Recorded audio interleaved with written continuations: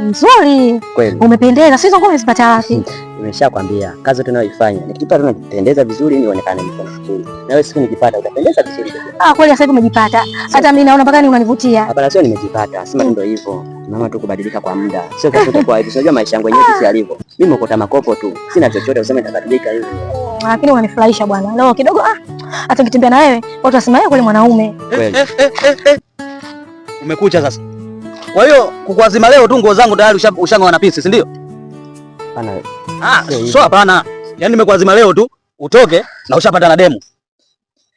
Wewe unaanza kutoka hivyo kweli? Yaani leo umeng'aa na nguo zangu. Dada, anakuongopea. Hizi nguo ni za kwangu. Si umeelewa? Hauna bisha? Naomba nguo zangu. Nivulie nguo yangu.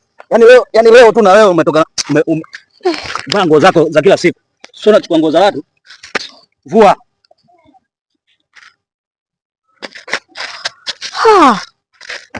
Shika nguo yako. Hii ndo nguo yake anavaa. Hizi ndo wazi zake. Sasa kama unampenda kwa jinsi alivyo mpende. Na kama umpendi, sema, niondoke na wewe. Unaenda huko au unakuja kwangu? Yaani nyinyi msinichanganye.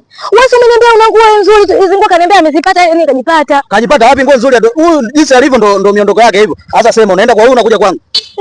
Mimi nishachukua nguo zangu, sema unaenda kwa huyu unakuja kwangu. Hebu tuondoke.